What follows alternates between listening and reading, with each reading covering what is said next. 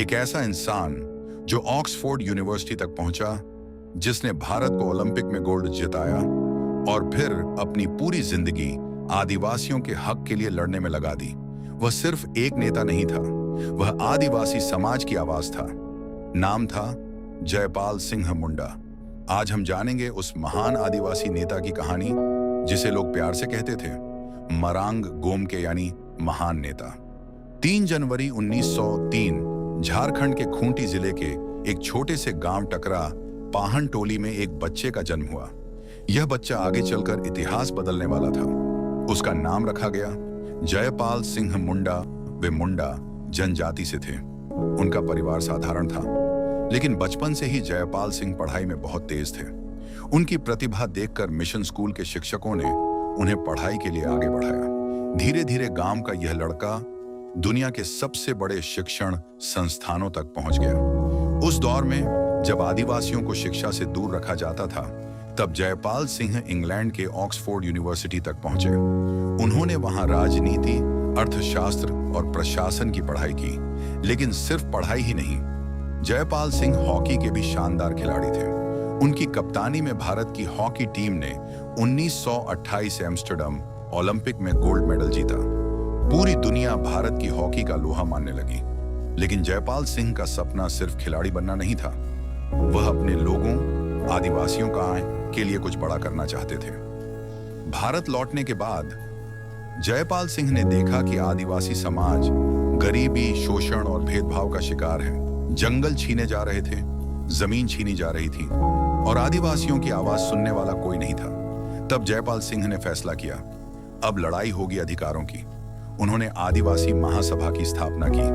उनका एक ही सपना था, आदिवासियों को सम्मान और अलग पहचान मिले। बाद में यही आंदोलन झारखंड राज्य की मांग में बदल गया। जयपाल सिंह कहते थे, आदिवासी इस देश के मूल निवासी हैं, उन्हें बराबरी का अधिकार मिलना चाहिए। उनकी आवाज लाखों आदिवासियों की ताकत बन गई। जब भारत का संविधान बनाया जा रहा था, तब जयपाल सिंह मुंडा संविधान सभा के सदस्य बने। उन्होंने वहां आदिवासियों के अधिकारों के लिए ऐतिहासिक भाषण दिया। उन्होंने कहा, आप आदिवासियों को लोकतंत्र नहीं सिखा सकते, लोकतंत्र तो हमने सदियों से जिया है। उनकी बातें सुनकर पूरी सभा शांत हो गई। जयपाल सिंह ने आदिवासियों के लिए आरक्षण, जमीन अधिकार और सामाजिक सुरक्षा की मांग उठाई।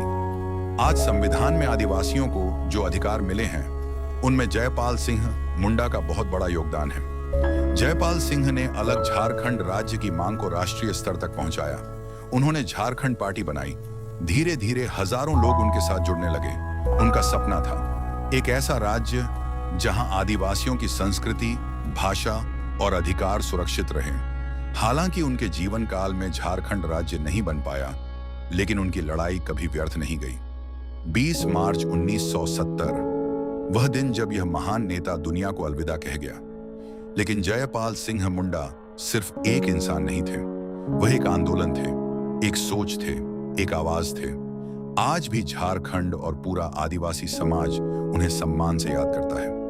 उनकी वजह से लाखों आदिवासियों को अपनी पहचान और अधिकार के लिए लड़ने की प्रेरणा मिली। एक गांव का लड़का ऑक्सफोर्ड तक पहुंचा, ओलंपिक गोल्ड जीता और फिर पूरी जिंदगी अपने लोगों के अधिकारों के लिए लड़ता रहा। यही थे मरांग गोमके जयपाल सिंह मुंडा। अगर आपको यह कहानी पसंद आई हो तो वीडियो को लाइक करें, चैनल को सब्सक्राइब करें और कमेंट में लिखें, जयपाल सिंह मुंडा अमर रहे।